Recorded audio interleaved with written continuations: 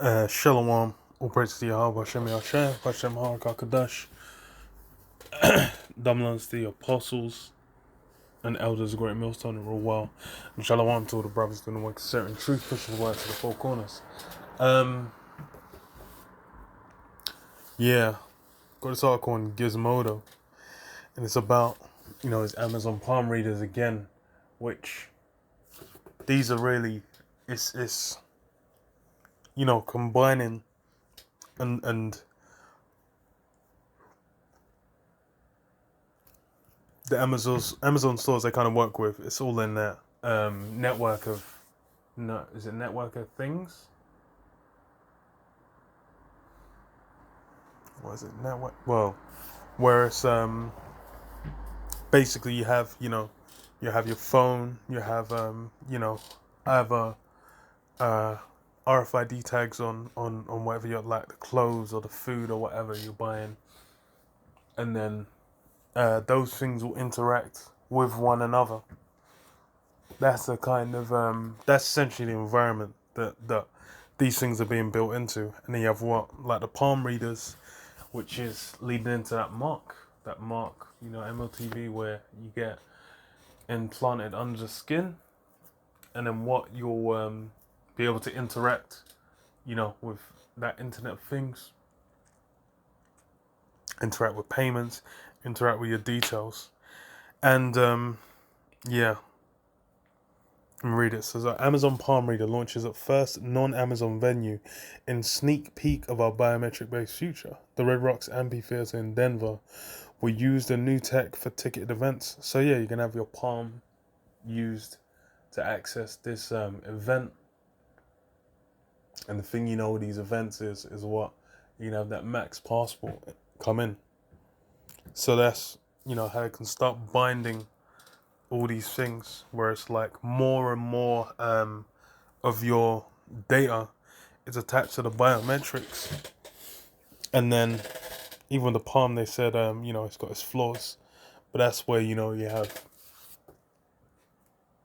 that solution that's going to come around. That's already been mentioned. They mentioned it in accordance with what do you call it, the C19.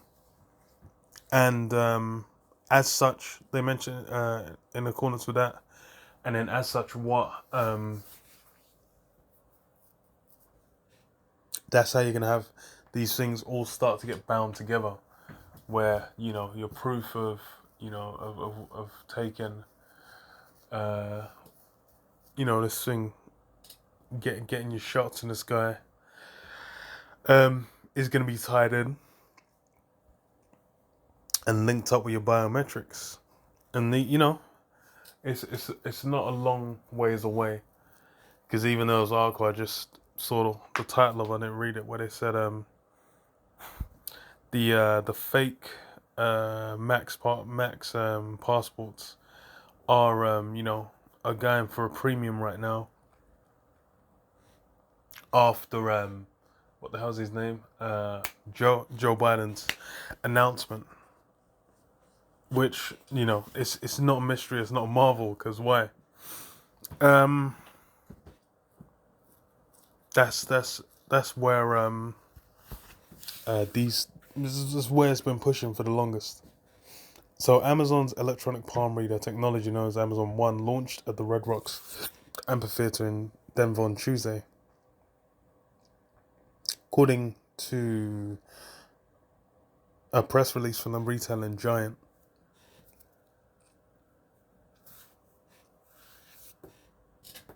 it's the first deployment of Amazon One's biometric reader outside of an Amazon-owned property, and certainly a sign of things to come. In fact, Amazon seems to be banking on rolling this technology out everywhere. Amazon One is already being used at Amazon brick-and-mortar stores, as well as several Whole Foods, because they own it, which Amazon also owns, where people can sign up for Amazon One, provide a scan of their palm print. Once registered, those palm prints can be used to purchase items. Starting today, concert goers at Red Rocks Amphitheater in Colorado will be able to sign up for the service, which will allow entry to the concert expert with a swipe of their hand. Red Rocks are a kiosk for anyone who wants to sign up at the venue, and Amazon One customers will also get dedicated line for even faster entry according to the company. Yeah, so that's how they get people to jump on it. They'll incentivize and they'll make it what's the word? Not prioritize. They'll make it advantageous for you to be messing with it. You'll get perks, man. You'll get bonuses. At first, for being an early adopter, for jumping on it. They'll say, okay, we're gonna give you this, we're gonna give you that, and they will let you fuck with certain things, and then what afterwards, then they'll start to spread it. It's the same thing with like Oyster cards in the UK, where you use them for transport. When they were first introduced, I don't even remember. I think they were always slightly cheaper, or maybe they only did that later. When they, but yeah, they introduced like Oyster cards for kids and teenagers. I think it was under 16s.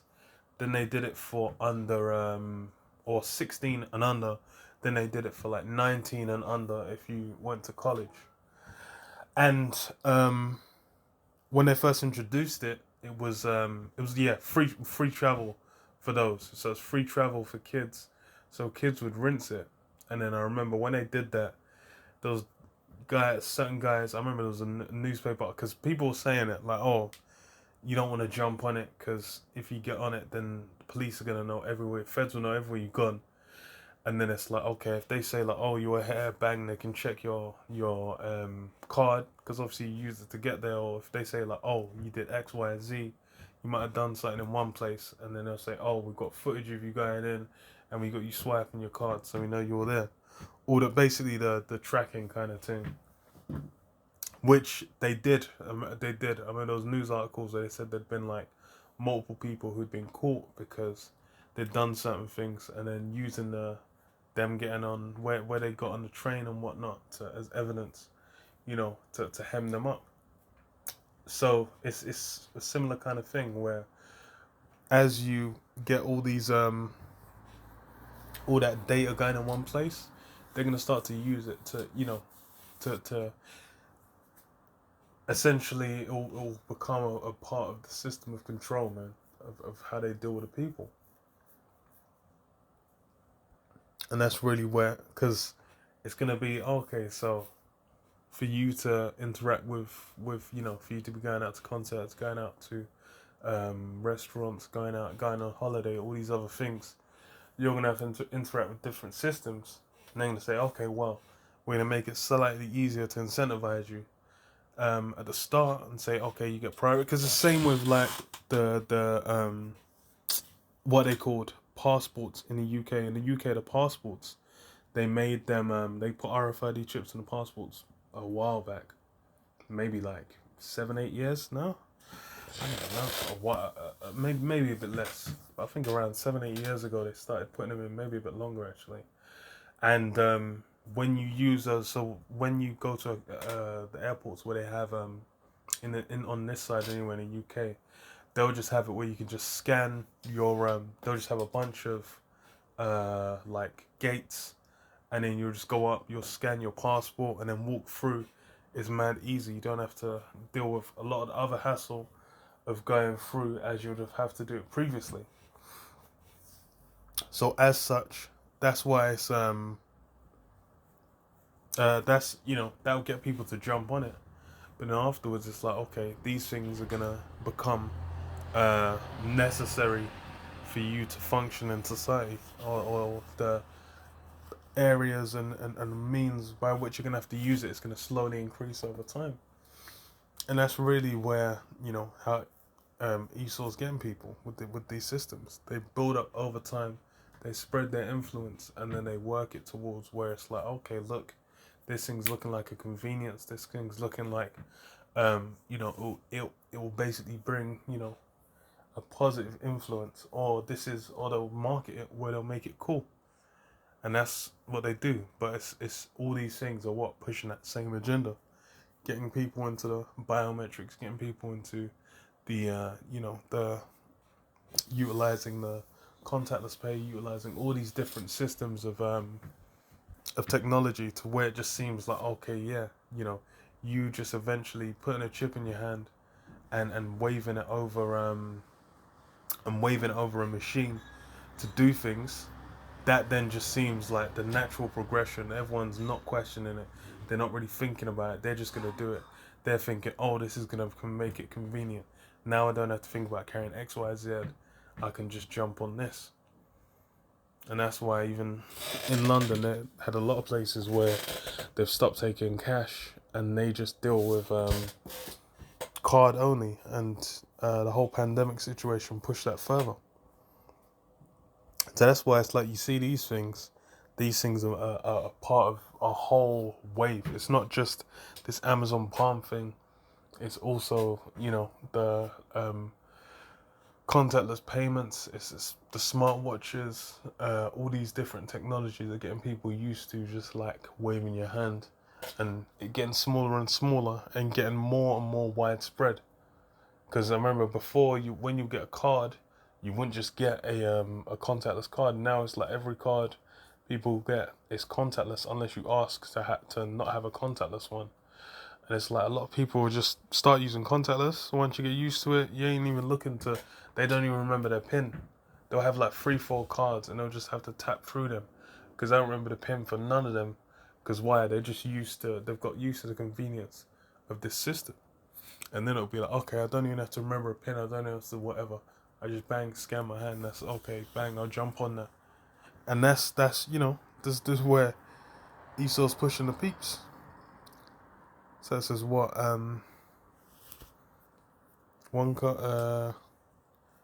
so Red Rocks will have a kiosk for anyone who wants to sign up at the venue, and Amazon One customers also get a dedicated line for faster entry, according to the company. Yeah.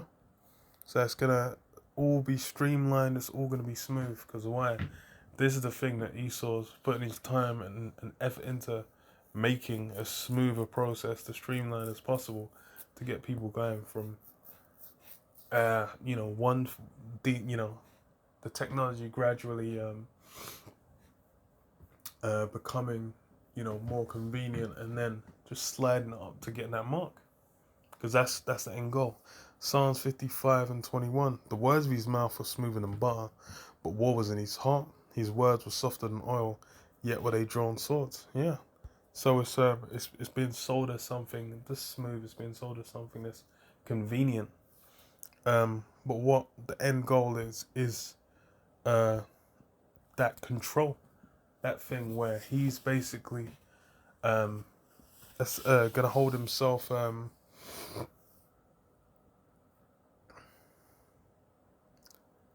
Oh wait, it was.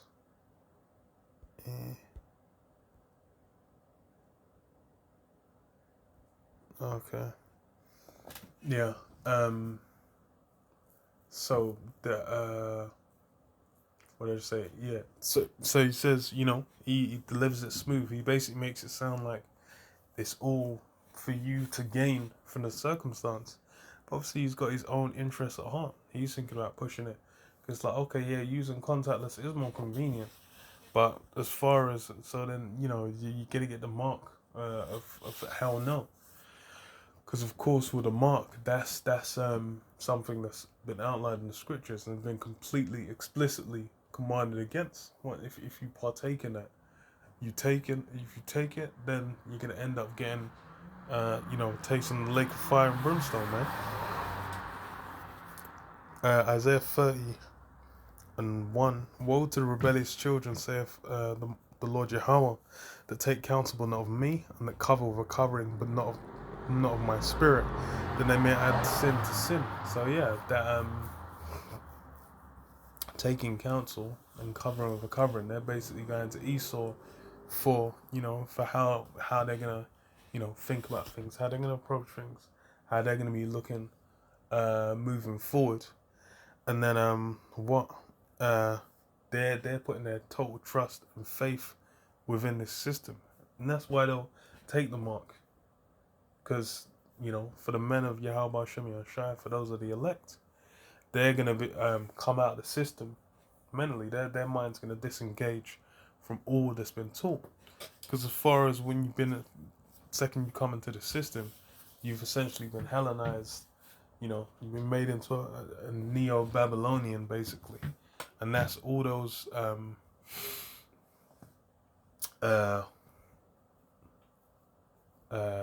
morals or tenets of this place.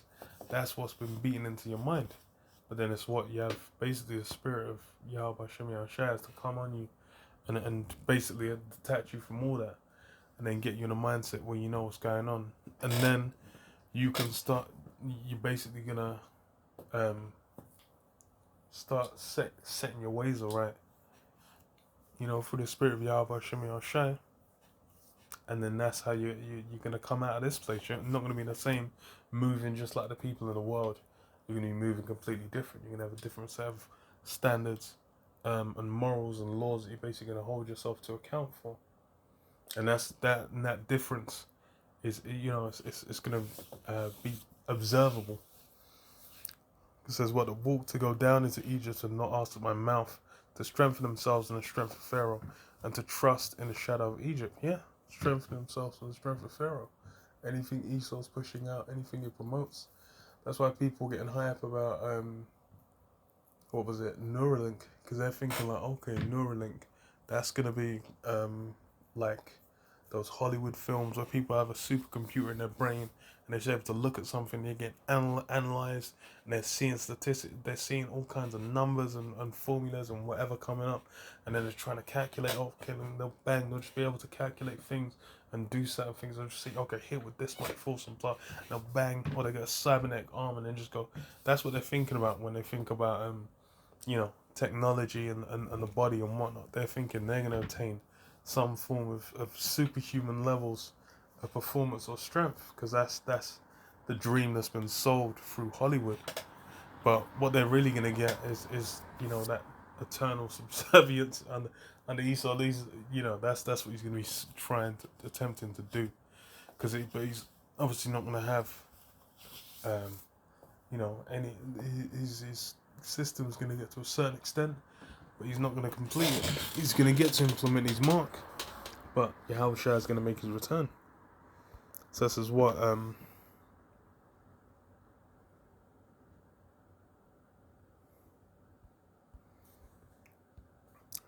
let's start on that one.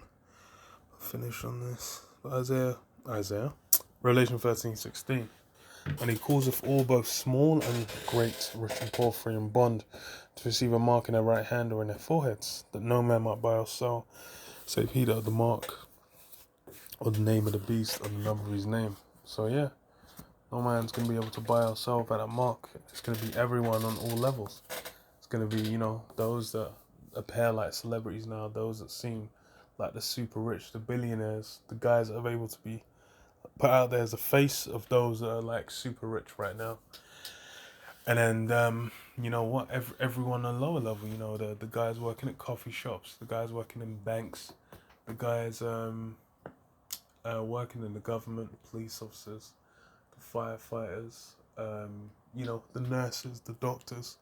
All these guys are going to have to jump on it and get, just like with a Max. And it's going to have a push, same kind of marketing push, like where they had all the celebrities getting a Max and talking about it. How every time you go on YouTube, you just get suggested videos. Any website you go on, they'll say, "Oh, no, this about C19, da da da da da. This inform yourself about da da da da da." Where it's it's basically a matter of wearing your mind down to where you're gonna run with it. It's funny because it's like, yeah, watching that Abba Preach video and they were talking about it, and they said it was essentially, well, Preach said it was just like he was just like, okay, well, if I wanted to do what I wanted to do, I was like, I'll just get it, then I don't have to think about anything and I can just do what I need to do. And that's how easy it is to get people to jump on it.